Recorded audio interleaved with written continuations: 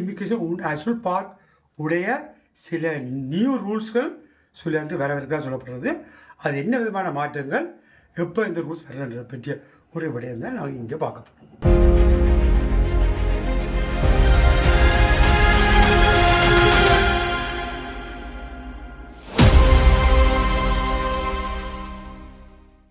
AU immigration பார்க்கண்டா என்ன? ஏயோ immigration பார்க்கண்டா என்னன்னு சொன்னால், ஒவ்வொரு யூரோப்பிய நாட்டிலையும் வந்து விதவிதமான அசல் சிஸ்டங்கள் இருக்கிறது. இப்போ வந்து EU சேர்ந்து ஒரு முடிவெடுத்திருக்கணும், ஒரு ஒன்றான ஒரு ரூல்ஸ் ரெகுலேஷனை கொண்டு வரதுக்கு. இதில் வந்து ஸ்விஸும் அடங்குதா, இதால் வந்து ஸ்விஸில் என்ன மாற்றம் அடைய போகுது என்றதை தான் இன்றைக்கு பார்க்க போகிறோம். சுவிட்சர்லாந்து வந்து ஏன் இதை ஃபாலோ பண்ணுது? ஸ்விஸ் வந்து ஃபாலோ பண்ணுறது காரணம் என்னன்னு சொன்னால், அவங்க வந்து இந்த ஷெங்கன் டுப்ளின் சிஸ்டத்துக்குள்ளே இருக்கிற பட்சத்தில் வந்து முழு அவங்களோட அந்த ஏயோ ரெஃபார்ம் வந்து ஃபுல்லாக வந்து ஃபாலோ பண்ண தேவையில்லை. இந்த டுப்ளின் ஷெங்கன் வீசுமுக்குள்ளே இருக்கிற சம்மந்தப்பட்ட விஷயத்தில் வந்து அவங்களும் வந்து சில விஷயத்தை மாற்றத்தை வந்து ஸ்விஸில் வந்து கொண்டு வராங்க. அதுவும் வந்து 12ஆம் தேதி ஜூனில் இருந்து இந்த மாற்றம் வந்து அமுலாகிறதுக்கு இருக்கிறது. சுவிட்சர்லாந்து வந்து ஏயுவில் வந்து மெம்பர் இல்லையே. ஸ்விஸ் வந்து ஏவில் மெம்பர் இல்லை, ஆனால் ஸ்விஸ் வந்து ஷெங்கன் வீசமும் மற்றது டுப்ளின் வீசும் வந்து அவங்க EUவோட சேர்ந்து வேலை செய்கிற பட்சத்தில் வந்து அவங்களும் வந்து சில விஷயங்களில் வந்து இந்த சட்டத்தை வந்து ஈடுபடணும். அப்போ தான் இந்த EUவோட சேர்ந்து ஒன்றிணைஞ்சு செய்யறதுக்கு ஒர்க் ஆகும். சட்டம் மாறுறதால இதில் மெயின் கோல் என்ன? மெயின் கோல் என்னென்னு சொன்னால், இந்த பார்டர் கண்ட்ரோலை வந்து ஸ்ட்ராங்கராக கொண்டு அமைக்கணும்ன்றது. அதே நேரத்தில் வந்து இப்போ ஒருத்தர் வந்து அகதியாக யூரோப்பிய கண்ட்ரியில் வந்து பதிஞ்சிருந்தால் இன்னொரு நாட்டில் அதை ரிஜெக்ட் கிடைச்ச இன்னொரு நாட்டுக்கு பதிய போனால் உடனடியாக கண்டுபிடித்து இந்த அசில் சிஸ்டத்தை வந்து ஃபாஸ்டான மூவ்மெண்ட் பண்ணுறதுக்கு. அதே நேரத்தில் நான் முதலே சொல்லியிருந்தேன், ஒவ்வொரு நாடுகளும் வந்து இந்த அசில் சிஸ்டத்தை வந்து டிஃப்ரெண்ட்டாக வச்சிருக்கிறதில்ல. இது ஒரு ஒன்றிணைப்பான சிஸ்டமாக இருந்தால் நீங்கள் எந்த நாட்டில் யூரோப் கண்ட்ரியில் நீங்கள் எந்த நாட்டில் போனாலும் ஃபிங்கர் பிரிண்டை கொடுத்தா உடனடியாக காட்டிக்கொள்ளும் இந்த நாட்டில் நீங்கள் ஏற்கனவே நீங்கள் அசிலுக்கு பதிஞ்சிருக்கிறீங்கன்னாக்க இந்த அசில் ப்ராசஸை வந்து ஃபாஸ்டராக கொண்டு நடத்துறதுக்கு. அதே நேரத்தில் ஸ்விஸும் வந்து இந்த விஷயத்தில் வந்து ஒன்று சேர்ந்து வேலை செய்கிறாங்க. காரணம் என்னன்னு சொன்னால், ஏற்கனவே வாரவர் வந்து இன்னொரு யூரோப்பியன் கண்ட்ரியில் வந்து அசில் கேட்டிருந்தால் உடனடியாக இங்கே வந்து அசில் பதியங்க நாட்டை விட்டு அனுப்ப முடியும். என்னன்னு சொன்னால், இப்பொழுது இருக்கிற சிஸ்டம் வந்து அவையில் அதை கண்டுபிடிக்கிறதுக்கே குறிப்பிட்ட டைம் பிடிக்கிறதால அந்த டைமில் இந்த நாட்டிலே வந்து அவையில் அசில் பெற்றுக்கொள்ளைக்க அந்த செலவுகள் அரசாங்கத்துக்கு இதால் வந்து செலவுகள் வந்து வருது. மற்றது வந்து இந்த ப்ராசஸிங் டைமும் வந்து இதால் வந்து கூடையா இருக்கிற சந்தர்ப்பத்திலாம் இந்த மாற்றம் வரதால வந்து கெதியாக வேலை செய்யக்கூடிய சந்தர்ப்பத்தை வந்து உருவாக்கி கொள்கிறாங்க. அதனால் பார்த்துருந்து நான் இப்படி அசுசமான விடயங்களாம் முந்திய மாதிரி இல்லாமல் அவர் வந்து ஏஐ வச்சு உடனுக்குடன் பார்த்து கொடுப்பது, ஏஐ மூலமாக உடனே விடயங்களும் பல வீடியோக்கள் நாங்கள் போட்டிருக்கிறோம். உண்மையான விடயம் தான். இதனால் என்னன்னு சொன்னால், சுவிட்சர்லாண்டில் வந்து என்ன சேஞ்ச் வரப்போகுது அப்படின்லாம்.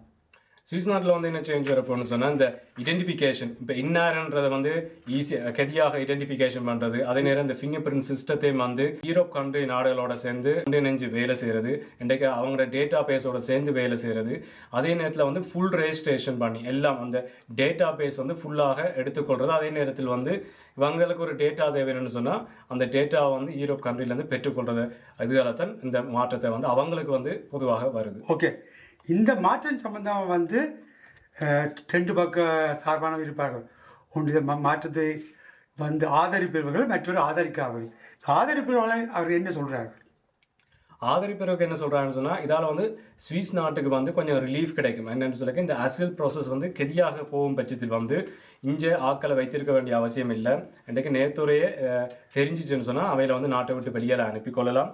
அதே நேரத்தில் வந்து இந்த சிஸ்டம் வந்து ப்ராசஸிங் சிஸ்டமும் வந்து ஃபாஸ்டராக போகுது. இன்றைக்கு முதலே சொன்ன மாதிரி இப்போ மாதக்கணக்காக இல்லை வருஷக்கணக்காக எடுக்காமல் உடனடியாக இந்த அவர் வந்து இன்னொரு நாட்டில் பதியாட்டிக்கு மற்ற நார்மல் அசில் ப்ராசஸுக்கும் ஏற்கனவே இன்னொரு யூரோப் நாட்டில் பதிந்திருந்தால் அந்த நாட்டுக்கு திருப்பி டிப்போர்ட் பண்ணதுக்குரிய சந்தர்ப்பத்தை வந்து உருவாக்குறாங்க.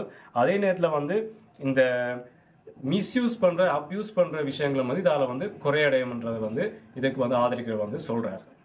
இப்போ அடுத்த பக்கம் இருக்க வேண்டிய ரிஃப்யூஜி ஆர்கனைசேஷன் சொல்லி சில பேர் இருக்கணும். அவர் வந்து இப்போ சொல்ல வாரரை வந்து அவர் அனுப்பக்கூடாது, உண்மையிலே பிரச்சனை இருக்குது, இப்படியான விடயங்களை நீங்கள் அனுப்புகிற தவறு என்று சொல்கிறாங்க இருக்காங்க. அவர்கள் என்ன சொல்கிறார்கள்? அவர்கள் என்ன சொல்றாங்கன்னு சொன்னா இப்ப இது வந்து இன்னும் மேலதிகமான ரெஜிஸ்டர் பண்ண வேண்டிய டேட்டாக்கள் வந்து இன்னும் மேலதிகமாக வந்து சேகரிக்கிறார்கள். மற்றது வந்து குழந்தைகளோட டீட்டெயிலும் வந்து இதால் வந்து மேலதிகமாக வந்து ஷேர் பண்ணப்படுது. மற்றது வந்து ஹியூமன் ரைட்ஸ் ஆலயம் வந்து இதால் வந்து கூடுதலான ப்ரெஷர் வரலாம். என்னென்னு சொன்னால் ஒருத்தர் வந்து தஞ்சம் கேட்டு ஒரு நாட்டுக்கு வரும் பட்சத்தில் வந்து உடனடியாக திருப்பி அவர் வந்த நாட்டில் அந்த நாட்டில் ஏதோ ஒரு பிரச்சனை அப்படியெல்லாம் நான் அவர் இன்னொரு நாட்டுக்கு போகிறேன் உடனடியாக திருப்பி அந்த நாட்டை விட்டு அனுப்பி வைக்க சூழ்நிலை சந்தர்ப்பங்கள் வந்து அசில் கேட்டு வரவருக்கு வந்து பிரச்சனையாக இருக்கும் பட்சத்தில் வந்து ஹியூமன் ரைட்ஸ் ஆலயம் வந்து பிரச்சனைகள் கூடலாம். இந்த சட்டம் மூலம் வந்து இப்போ என்ன நடந்துகிட்ருக்கு, சட்டம் அமலுக்கு வருமா இல்லை ஜூன் 12 கேள்விப்பட்டிருந்தேன் அந்த இடத்துக்கு வருமா இல்லாட்டி இது மாற்றங்களுக்கு இடம் இருக்கா? இந்த ரெஃபார்ம் என்றது வந்து நேற்று எடுத்த முடிவல்ல, இது கனகாலமாக ப்ரொசஸிங் இருக்கும் ஒரு விடயம். 12 ஜூன் வந்து சுவிஸிலும் வந்து அமுல்படுத்துகிறாங்க. இது வந்து இந்த EU ரெஃபார்ம் வந்து யூரோப் ஃபுல்லாகவே இந்த முதற்தடவை இந்த சிஸ்டமாக வந்து அமுல்படுத்தி கொண்டு வராங்க.